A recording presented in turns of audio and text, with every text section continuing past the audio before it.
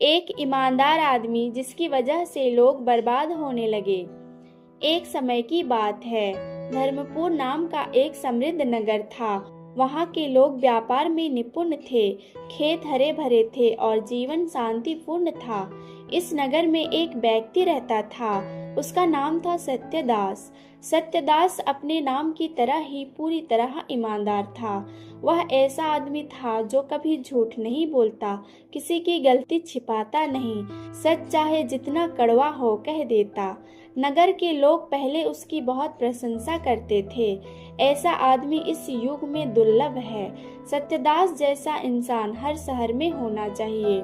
सत्यदास अनाज के बाजार में तौल का काम करता था। एक दिन उसने सबके सामने कहा, यह व्यापारी कम तौल रहा है। व्यापारी पकड़ा गया, जुर्माना लगा, लोग खुश हुए, न्याय हुआ। फिर उसने कहा, यह किसान सरकार को कम कर देता है। किसान दंडित हुआ।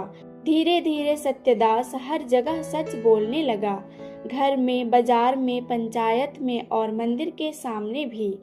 एक दिन एक गरीब मजदूर अपनी बेटी की शादी के लिए उधार लेने आया। उसने पंचायत में कहा, मैं समय पर लौटा दूंगा। सत्यदास खड़ा हुआ और बोला, यह झूठ है, यह पहले भी उधार नहीं लौटा पाया है। मजदूर को उधार नहीं मिला, शादी टूट गई। लोग चुप रहे, लेकिन पहली बार किसी के चेहरे पर मुस्कान नहीं थी। एक स्त्री ने अपने पति की बीमारी छिपाकर नौकरी पाई। सत्यदास ने अफसर से कह दिया, यह पूरी सच्चाई नहीं बता रही है। नौकरी चली गई, घर में दवा तक के पैसे नहीं बचे।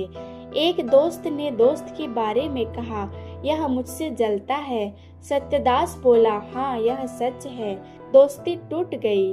अब स्थिति यह हो गई कि लोग बात करने से डरने लगे।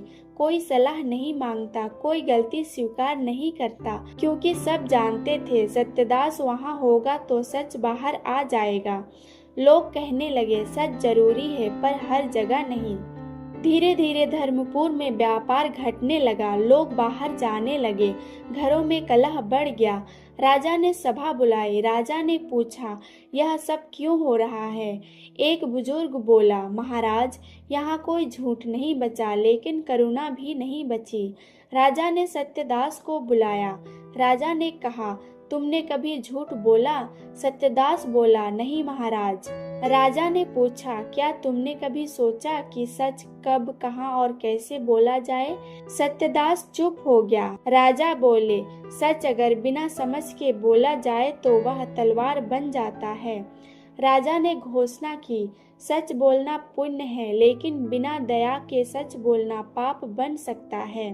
सत्यदास को पहली बार एहसास हुआ कि उसकी ईमानदारी ने लोगों को सुधारा नहीं, तोड़ा था। उस दिन के बाद सत्यदास बदला नहीं, लेकिन समझदार हो गया। अब वह सच बोलता था, पर सही समय पर, सही शब्दों में और जरूरत पड़ने पर। इस कहानी से हमें ये सीख मिलती है कि ईमानदारी तब तक ही अच्छी है जब तक उसमें इंसानियत शामिल हो। हर सच कहना जरूरी नहीं, लेकिन जब कहना हो समझ के साथ कहना जरूरी है।